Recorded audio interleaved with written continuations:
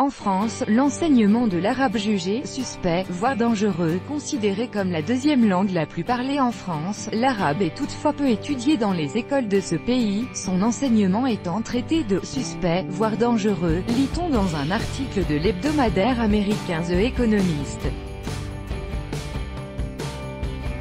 Dans un article intitulé « Enseigner l'arabe en France », l'hebdomadaire américain The Economist a examiné pourquoi la grande majorité des élèves français n'apprennent pas la langue arabe dans les écoles. Le média a également abordé la réaction des politiciens français à la déclaration du ministre de l'Éducation nationale, Jean-Michel Blanquer, selon laquelle l'enseignement de l'arabe devrait être plus largement diffusé. Aujourd'hui, l'arabe est considéré comme la deuxième langue la plus parlée en France et est la source du langage riche des rues. Environ 5 millions de citoyens français ont des racines familiales dans le monde arabe, principalement en Algérie, au Maroc et en Tunisie.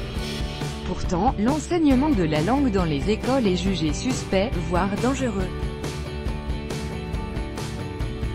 Seulement 13 000 élèves français étudient l'arabe, soit 0,2% de tous les élèves du secondaire qui choisissent une deuxième langue, écrit The Economist dans son article.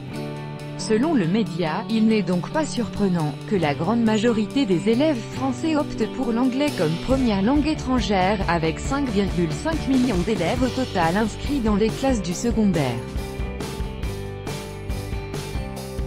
Bien que l'allemand eût été autrefois le second choix traditionnel, il a depuis longtemps été dépassé par l'espagnol, précise The Economist. D'après l'article, la tendance qui se développe le plus en France aujourd'hui est d'apprendre le chinois. Le nombre de ces étudiants a triplé.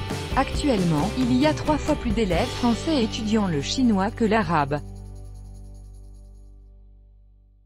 En effet, l'arabe est enseigné dans peu d'écoles françaises, souligne l'hebdomadaire.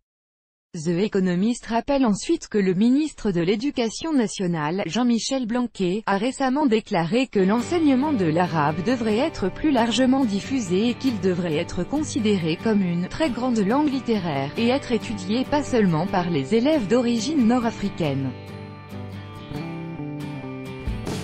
Pourtant, l'idée de M. Blanquer a déclenché une série de désagréments, précise l'article. Nicolas Dupont-Aignan, par exemple, l'a qualifié de « début d'une arabisation de la France ».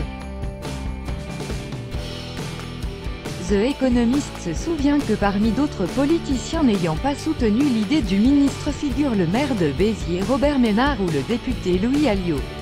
À moins que les écoles françaises ne contribuent à faire sortir l'enseignement de l'arabe des imams, l'arabe restera un emblème de la religion plutôt qu'une langue mondiale respectée comme les autres, résume l'article.